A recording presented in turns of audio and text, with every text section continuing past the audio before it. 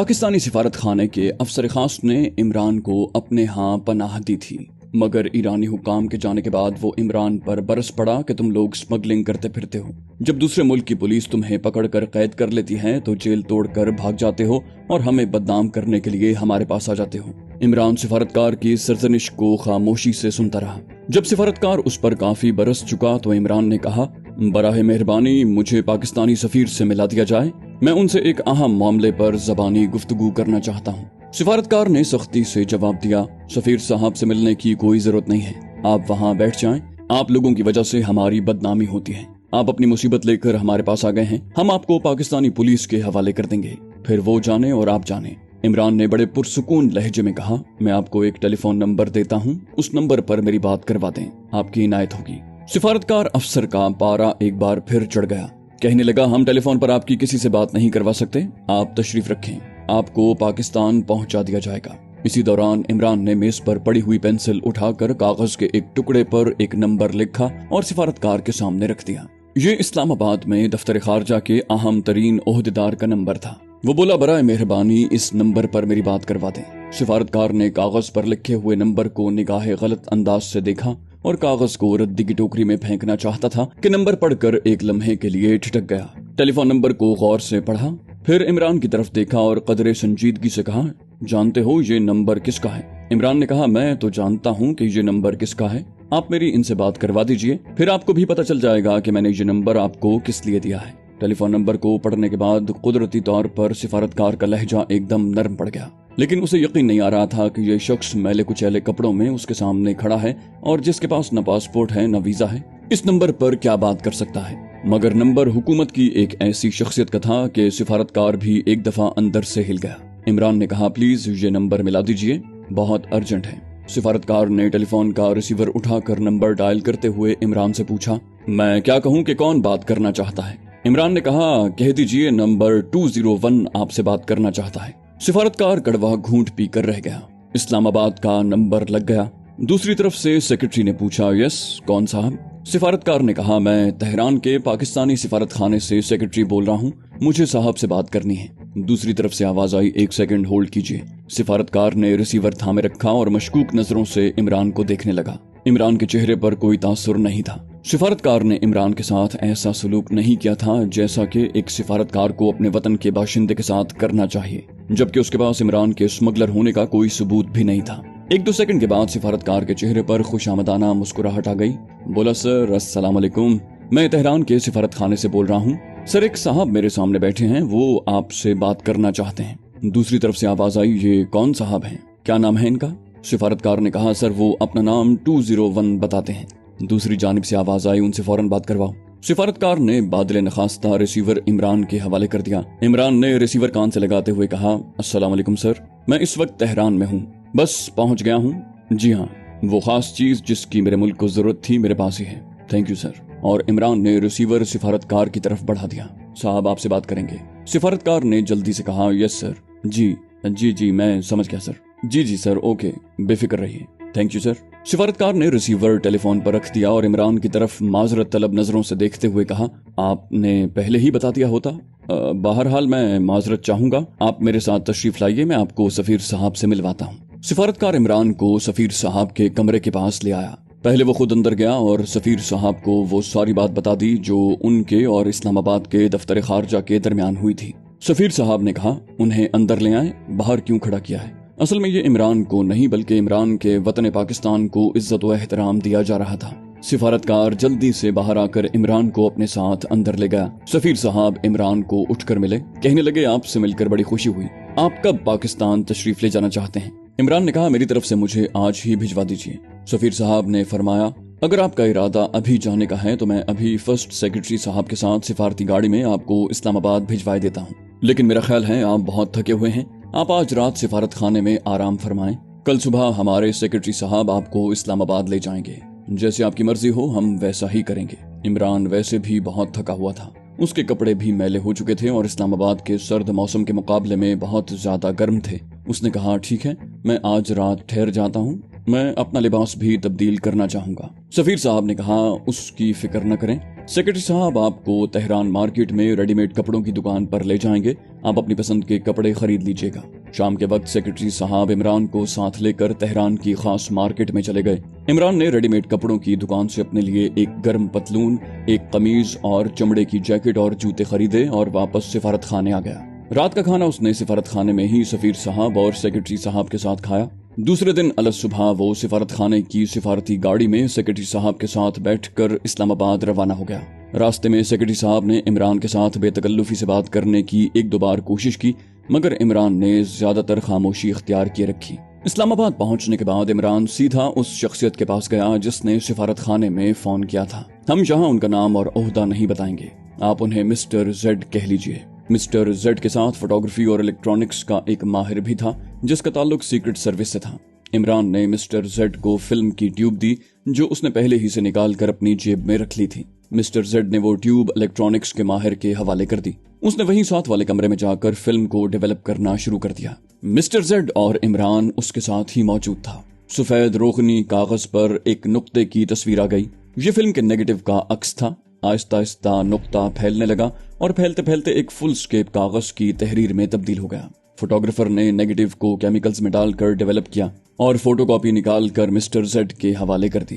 Mister Z Imran کے ساتھ اپنے کمرے میں آ گئے اور بڑے تجسس اور اشتیاق کے ساتھ فوٹو کاپی پر تحریر، اعداد و شمار پڑھنے لگے۔ عمران نے کہا، سر یہ بمبئی میں بھارت اور روس کے مابین ہونے والے جنگی معاہدے کے وہ صحیح اعداد و شمار ہیں جو روس بھارت کو جنگی ساز و سامان کی صورت میں سپلائی کرنے والا ہے۔ مسٹر زیڈ نے عمران سے ہاتھ ملا کر کہا، کمانڈو عمران، تم نے بلا شبہ ملک کی بہت بڑی خدمت کی ہے۔ عمران نے کہا، سر میں نے اپنی ڈیوٹی ادا کی ہے، میں نے وہ فرض ادا کیا ہے جو میرے وطن پاکستان نے مجھ پر عائد کیا تھا، اور پاکستان کے لیے تو ہم پاکستان کے کمانڈو اپنی جان بھی قربان کرنے سے دریغ نہیں کریں گے۔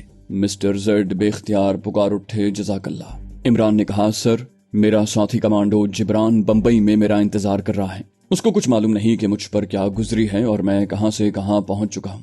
میری درخواست ہے کہ مجھے اب اجازت دیجیے، میں جتنی جلدی ہو سکے بمبئی اپنے ساتھیوں کے پاس پہنچنا اور انہیں اپنے مشن کی کامیابی کی خوشخبری سنانا چاہتا ہوں۔ مسٹر زیڈ نے کہا، اس سلسلے میں ہم تمہاری کیا مدد کر سکتے ہیں، ہمیں بتاؤ۔ عمران نے مسکراتے ہوئے کہا، سر پاکستانی کمانڈو جہاں جاتے ہیں شیر کی طرح اپنی خوراک اور وسیلے خود ہی پیدا کر لیتے ہیں، آپ کا شکریہ، مجھے اجازت دیجیے۔ مسٹر زیڈ نے کہا، اگر تمہیں پیسوں کی ضرورت ہو تو تم جتنی رقم چاہے ہم سے لے سکتے ہو۔ عمران بولا، سر یہ رقم جو آپ کے پاس ہے وہ میرے غریب عوام کی امانت ہے، اسے عوام کی فلاح و بہبود کے لیے خرچ کیجیے۔ میں اپنے وطن میں ہوں، یہاں میرا گھر ہے، میرے دوست ہیں اور میرے اپنے پیسے بھی بینک میں ہیں، خدا حافظ۔ عمران نے مسٹر زیڈ سے ہاتھ ملایا اور آفس سے نکل گیا۔ اسی روز رات کی گاڑی سے عمران لاہور چلا گیا۔ لاہور میں اس نے رات اپنے گھر والوں کے ساتھ گزاری۔ اس کے گھر والوں نے عمران سے کچھ نہ پوچھا کہ وہ اتنے دن کہاں رہا، نہ ہی عمران نے انہیں اپنے ایڈونچر اور اپنی ڈیوٹی کے بارے میں کچھ بتایا۔ عمران کے گھر والوں کو معلوم تھا کہ اس کی ڈیوٹی کی نوعیت اس قسم کی ہے کہ اسے کچھ معلوم نہیں کہاں کہاں جانا پڑتا ہے۔ اگلے دن عمران نے بینک میں اپنی جمع شدہ محدود سی رقم میں سے کچھ پیسے نکلوائے اور گھر میں کسی کو اطلاع دیے بغیر سیدھا ریلوے اسٹیشن پہنچا اور ٹرین میں سوار ہو گیا۔ اسے معلوم تھا کہ یہ ٹرین کس وقت لاہور کے اسٹیشن سے چلتی ہے۔ یہ ٹرین جس شہر کو جا رہی تھی اس شہر کا نام یہاں مصلحتاً نہیں بتایا جا رہا، کیونکہ اس شہر سے 50 میل شمال کی جانب کمانڈو عمران نے بھارت کا بارڈر کراس کرنا تھا۔ عمران نے کیسے اور کس جگہ سے بارڈر کراس کیا اور وہ کون لوگ تھے جنہوں نے عمران کو بارڈر کراس کروایا، یہ سب بھی صیغہ راز میں رکھا جائے گا۔ کمانڈو عمران بھارت کی سرزمین میں پہنچ گیا۔ جہاں سے اس نے بارڈر پار کیا تھا وہاں سے وہ ایک لاری میں بیٹھا اور پورا ایک دن اور ایک رات کا سفر طے کر کے مقبوضہ کشمیر پہنچ گیا۔ یہاں اس نے پہلی فرصت میں کشمیری مجاہدین سے ملاقات کی۔ ان کی زبانی عمران کو معلوم ہوا کہ بھارت کارگل سیکٹر میں کسی بڑے حملے کی تیاریاں کر رہا ہے۔ کشمیری مجاہدین غفار بٹ نے اسے بتایا کہ بھارت اس دفعہ مجاہدین کے خلاف اپنی ایئر فورس استعمال کرنے کا ارادہ رکھتا ہے۔ اس نے کہا، سری نگر ایئرپورٹ پر بھارت کے روسی ساخت کے 70 بمبار طیارے اور اتنی ہی تعداد میں لڑاکا مگ طیارے بالکل تیار کھڑے ہیں۔ کارگل سیکٹر میں بھارت نے اپنی ایک ڈویژن فوج کے علاوہ بوفورس توپوں پر مشتمل اپنا توپ خانہ بھی لے آیا ہے۔ ان میں فیلڈ گنیں بھی ہیں اور میڈیم توپیں بھی ہیں۔ اس کی وجہ یہ ہے کہ مجاہدین نے کارگل سیکٹر میں بھارتی فوج کی 3 اہم چوکیوں پر قبضہ کر لیا ہے، جس سے بھارتی سینا کی سیاچن کی سپلائی کا راستہ بند ہو گیا ہے۔ कमांडो इमरान ने कहा, अगर भारत ने एयरफोर्स इस्तेमाल की तो हमारे मुजाहिदीन को भारी नुकसान पहुंचने का खतरा है, क्योंकि उनके पहाड़ी की ढलानों पर मोर्चे हैं। मुजाहिद गफ्फार बट बोला, इस तरह भारत को भी शदीद खतरा है कि मुजाहिदीन उसके बम्बार और लड़ाका तैयारों को बड़ी आसानी से गिरा सकेंगे, क्योंकि भारत के जहाज मुजाहिदीन के मोर्चों के सामने से होकर गुजरेंगे और वो मुजाहिदीन की जद में होंगे। इसके बावजूद खतरा है कि कहीं मुजाहिदीन को भारी जानी नुकसान न उठाना पड़े, क्योंकि मुजाहिदीन के पास इतना असलहा नहीं है कि वो आमने सामने की जंग में असलहा और जंगी साजो सामान के एतबार से भारतीय फौज का ज्यादा देर तक मुकाबला कर सकें। इमरान ने पूछा, तुम्हारे ख्याल में मुजाहिदीन को क्या करना चाहिए? गफ्फार बट बोला, मुझे मिलने वाली रिपोर्ट के मुताबिक कारगिल सेक्टर में तैनात भारतीय फौज को बहुत बड़ी मिकदार में असलहा और गोला बारूद सप्लाई किया जा रहा है। भारत यहाँ टैंक भी ला रहा है। हमें भारत की फौजी ताकत की मुकम्मल रिपोर्ट चाहिए और ये भी मालूम होना चाहिए कि भारत कारगिल सेक्टर में किस पहाड़ी पर तोपों के मोर्चे तैयार कर रहा है। हमारे मुजाहिदीन ने ये इतलात हासिल करने की बहुत कोशिश की है, लेकिन हम नाकाम रहे हैं। भारतीय फौज ने कारगिल की पहाड़ियों के बिल्कुल सामने वाली पहाड़ी पर मोर्चे कायम किए हुए हैं। उस पहाड़ी और उसके साथ वाली पहाड़ी पर भारतीय तोपखाने ने खुफिया जगहों पर तोपें नस्ब कर दी हैं, मगर उन तोपों को उसी तरह कैमोफ्लेज किया गया है कि लाख कोशिश के बावजूद हमारे मुजाहिदीन तोपों के मोर्चों का खोज नहीं लगा सकते। इमरान ने कहा, मैंने रास्ते में जम्मू कश्मीर रोड पर भारतीय फौजी कैनवायों की गैर मामूली नकलो हरकत नोट की थी। मेरा ख्याल था कि ये कैनवॉय मामूल के मुताबिक मकबूजा कश्मीर में सप्लाई वगैरह लेकर जा रहे हैं, लेकिन अगर भारतीय सेना ने कारगिल पर कब्जा कर लिया तो मुजाहिदीन की सप्लाई लाइन कट जाएगी। मुझे तुम सिर्फ 2 दिन की मोहलत दे दो। इस दौरान मैं कारगिल सेक्टर में भारत की फौजी नफरी और तोपखाने की सही सूरत हाल भी मालूम करता हूँ। असल में इमरान को वापस बम्बई जाना था, जहाँ उसका साथी कमांडो जिब्रान और सत्तार सेठ उसकी राह देख रहे थे। चुनाचे इमरान उसी रोज बम्बई रवाना हो गया। बम्बई पहुंचकर वो सत्तार सेठ को उनके ऑफिस में मिला। सत्तार सेठ ने कमांडो इमरान को गले लगा लिया।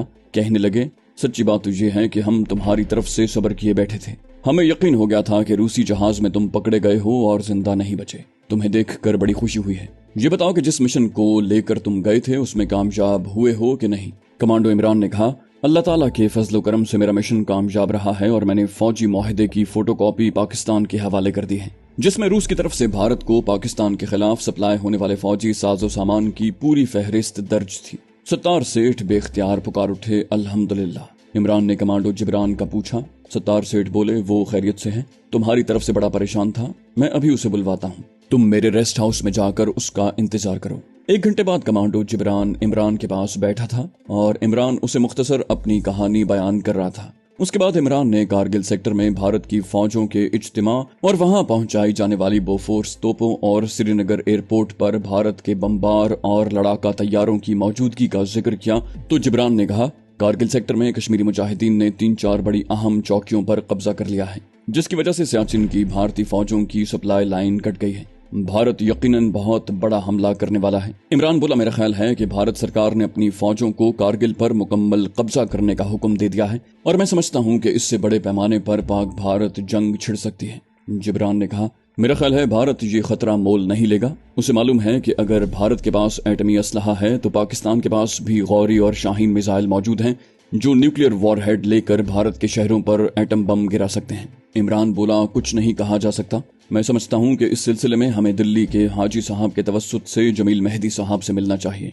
जमील साहब महकमा जंग में होते हैं। भारतीय हाई कमांड का क्या मंसूबा है, इस बारे में मेहदी साहब ही हमें कुछ खबर दे सकते हैं। जिब्रान ने कहा, तो फिर देर नहीं करनी चाहिए, हमें आज ही दिल्ली रवाना हो जाना चाहिए। दोपहर के वक्त सत्तार सेठ रेस्ट हाउस आए तो इमरान ने उन्हें तमाम हालात बताए और कहा कि वो दिल्ली जा रहे हैं। सत्तार सेठ ने भी उन्हें दिल्ली हाजी साहब के पास जाने का मशवरा दिया। रात की गाड़ी से कमांडो इमरान और जिब्रान दिल्ली रवाना हो गए। अगले रोज वो हाजी साहब के होटल में उनके कमरे में बैठे उन्हें तमाम हालात से आगाह कर रहे थे।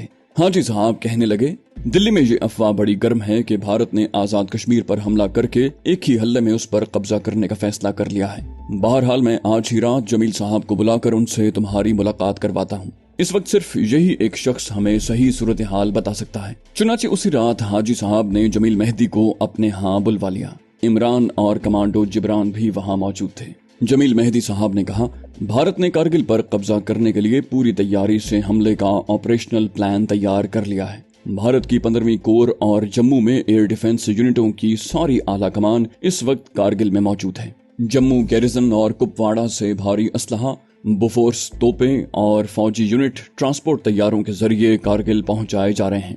ये बहुत जबरदस्त मिलिट्री ऑपरेशन है। बहुत मुमकिन है कि उसके साथ ही दोनों मुल्कों में रिवायती हथियारों की जंग छिड़ जाए और ये जंग रिवायती हथियारों के बाद एटमी जंग में भी तब्दील हो सकती है, क्योंकि दोनों मुल्कों के पास एटमी मिसाइल मौजूद हैं। कमांडो इमरान, जिब्रान और हाजी साहब बड़े गौर से मेहदी साहब की बातें सुन रहे थे। मेहदी साहब ने कहा, वाजपेयी साहब इस जंग से अपनी हारी हुई सियासी बाजी जीतना चाहते हैं और कारगिल के पहाड़ी दर्रों और जम्मू सियाचिन हाईवे को हर हालत में कश्मीरी मुजाहिदीन से वापस लेना चाहते हैं। उस हाईवे पर मुजाहिदीन के कब्जे के बाद सियाचिन में मुकीम भारतीय फौज की सप्लाई लाइन कट कर रह गई है। कमांडो इमरान ने सवाल किया, इतने जबरदस्त फौजी इज्तिमा के लिए एमुनिशन की सप्लाई का क्या इंतजाम किया गया है? मेहदी साहब कहने लगे, मेरी इत्तला के मुताबिक जम्मू सियाचिन शाहरा के 50वें संगे मील पर बाएं जाने पहाड़ी दर्रों में एक पहाड़ी दर्रा आगे जाकर सियाचिन शाहरा के बिल्कुल करीब जा निकलता है। मैं ऑपरेशनल प्लान की जिस फाइल को एक नजर देखने में कामयाब हुआ हूँ, उसके मुताबिक उसी पहाड़ी दर्रे की एक कुदरती गार में इस ऑपरेशन का सबसे बड़ा एमुनिशन जखीरा जमा किया गया है,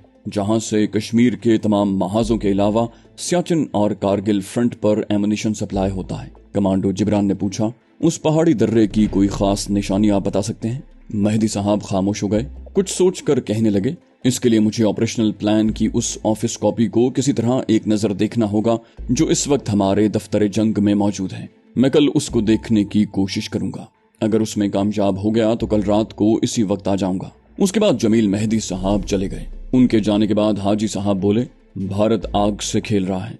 ये वाजपेयी सियासी बाजी जीतने की कोशिश में कहीं दिल्ली, बम्बई, मद्रास को राख का ढेर न बनाते। कमांडो जिब्रान ने कहा, आप ठीक कह रहे हैं। ये जंग सिर्फ कारगिल तक ही महदूद नहीं रहेगी। ये आग तमाम महाजों पर फैल जाएगी और अगर भारत ने किसी महाज पर एटमी हथियार इस्तेमाल किए तो पाकिस्तान हरगिज पीछे न रहेगा। वो ईंट का जवाब पत्थर से देगा और यूं दोनों मुल्कों में तबाही फैल जाएगी। इमरान बोला, हम इस जंग को रोक तो नहीं सकते, लेकिन कम से कम कारगिल के महाज पर भारत की बढ़ती हुई जारहाना सरगर्मियों को कुछ अरसे के लिए रोक जरूर सकते हैं। हो सकता है इस अरसे में भारत को अकल आ जाए और वो कश्मीर के मसले को बातचीत से हल करने पर मजबूर हो जाए। हाजी साहब ने कहा, अगर तुम ऐसा कर सको तो ये मुजाहिदीन की बहुत बड़ी कामयाबी होगी और एक तरफ कश्मीर का 50 साल पुराना मसला गुफ्तगू की मेज पर आ जाएगा और दूसरी तरफ दोनों मुल्क एटमी जंग की आग से बच जाएंगे, क्योंकि बकौल मेहदी साहब ये बहुत बड़ा एमुनिशन का जखीरा है और कारगिल और कश्मीर के तमाम महाजों को इसी एमुनिशन के जखीरे से एमुनिशन सप्लाई होता है। कमांडो इमरान ने कहा, इसके लिए कोशिश की जा सकती है। कमांडो जिब्रान बोला, खुदा करे कि मेहदी साहब को कारगिल सेक्टर के उस दर्रे की कोई खास निशानी मिल जाए जहां भारत का ये एमुनिशन डंप है। हाजी साहब ने कहा, मेहदी साहब बड़े अहम पोस्ट पर काम कर रहे हैं और महकमे जंग में उन्होंने अपना बहुत असर और सूख बनाया हुआ है। जो इत्तलात उन्होंने हमें फराहम की हैं, वो एक आम आदमी खा वो कितना बड़ा अफसर ही क्यों ना हो हासिल नहीं कर सकता। मैं समझता हूँ कि ये टॉप सीक्रेट इन्फॉर्मेशन है जो उन्होंने भारत के कारगिल ऑपरेशनल प्लान के बारे में हमें दी है। इंशाल्लाह वो एमुनिशन डंप के बारे में भी पूरी तफसील फराहम करने में कामयाब हो जाएंगे। तो दोस्तों, ये थी हमारी आज की एपिसोड। उम्मीद करते हैं आपको हमारी कहानी पसंद आई होगी। जाने से पहले इस वीडियो को लाइक कीजिए और शेयर करना मत भूलिए। कमेंट करके हमें बताइए कि आपको हमारी वीडियो कैसी लगी और अगर अभी तक आपने इस चैनल को सब्सक्राइब नहीं किया तो इसे सब्सक्राइब कीजिए और बेल आइकन दबाकर ऑल नोटिफिकेशंस ऑन कर लीजिए।